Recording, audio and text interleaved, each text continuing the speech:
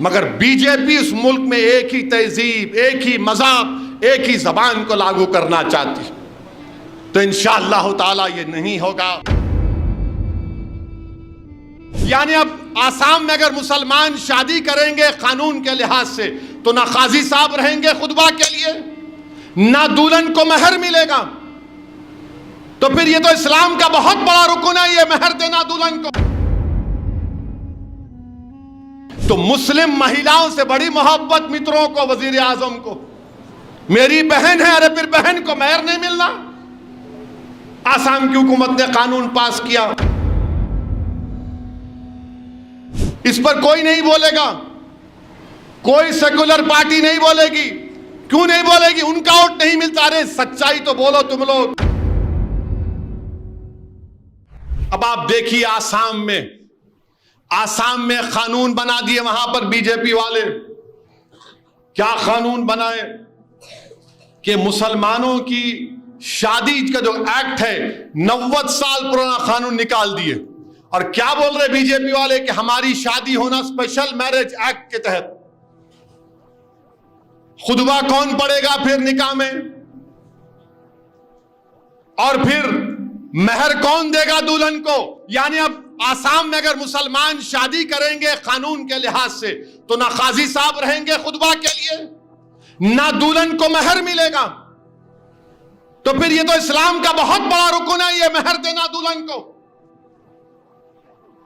वहां पर बीजेपी की हुकूमत ने ये वो कानून को बंद कर दिया और कहा कि स्पेशल मैरिज एक्ट में आपको रजिस्ट्रेशन करना पड़ेगा।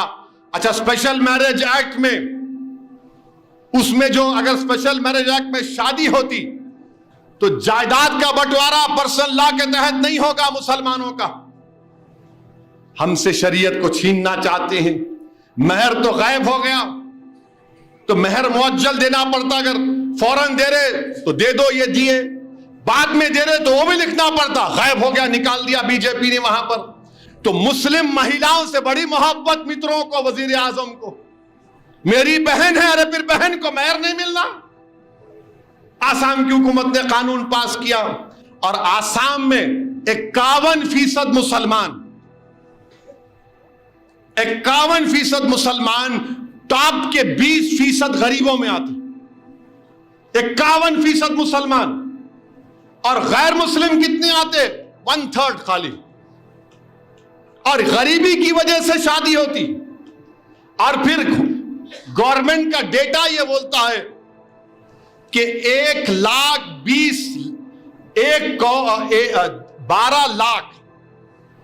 12 लाख बच्चों की शादी हुई। कितने मुसलमान हैं उसमें? सिर्फ 11% हैं। 84% तो गैर मुस्लिम है।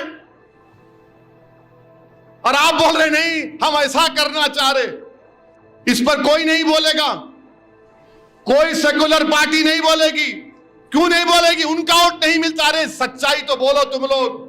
और फिर आसाम में, पूरे मुल्क में अगर किसी के मां के पेट में बेटी है तो अंग्रेजी का लफ्ज है फीटसाइड और इन्फेंटिसाइड की वजह से 1000 बच्चे पैदा होते तो 923 बच्चियां पैदा होती हैं।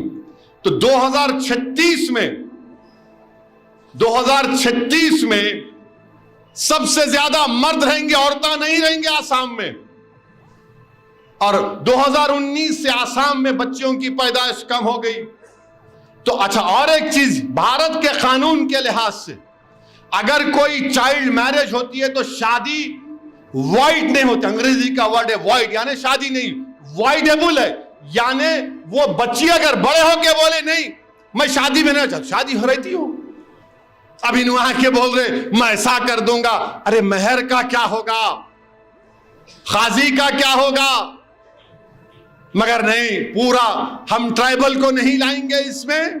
हिंदू मैरिज एक्ट का एक्सेप्शन दे देंगे, हिंदू एडॉप्शन एक्ट का एक्सेप्शन दे देंगे। किस पे लागू होगा? खाली मुसलमानों पर। माने हिंदू मैरिज एक्ट में पूरे एक्सेप्शन, क्योंकि कस्टम के नाम पर एक्सेप्शन, एडॉप्शन में कस्टम के नाम पर एक्सेप्शन। हमारा शरीयत से हमको छीनने की कोशिशें की जा रही। बहरहाल मेरे अजीज दोस्तों और बुजुर्गों, मुझे यकीन है कि इंशाअल्लाह ताला हम इस दीन पर फख्र से चलते और फख्र से चलेंगे इंशाअल्लाह ताला। ये दीन हमारा है। कोई बहुत कर लिए, रशिया कर लिया, रशिया कम्युनिज्म था, मदरसे बंद कर दिए, तो तहखानों में बच्चों को बिठाकर हुफ्फाज बनते थे। ना स्टालिन का रशिया दीन इस्लाम को खत्म कर सका, ना चंगेज खान हलाकू ने इस्लाम को खत्म करने की कोशिश की। अब इन्हों आए हैं बीजेपी के लोग, नहीं हम इस्लाम में रिफॉर्म लेकर आएंगे। अरे तुम रिफॉर्म नहीं लाना चाहते हो, तुम हिंदुत्व को लागू करना चाहते हो। तुम भारत की तहजीब क्या है? इसकी भारत एक ऐसा मुल्क है जहां पर लोग कई मजहब को मानते हैं, कोई खुदा को भी नहीं मानते। यह मुल्क ऐसा है जहां पर एक जबान नहीं हजारों जबानें बोली जाती हैं। यह मुल्क ऐसा है जहां पर एक तहजीब नहीं हजारों तहजीब है। मगर बीजेपी इस मुल्क में एक ही तहजीब, एक ही मजहब, एक ही जबान को लागू करना चाहती। तो इंशाअल्लाह ताला ये नहीं होगा। हम अपने दीन पर हमको और पहले से ज्यादा साबित कदम रहने की जरूरत है।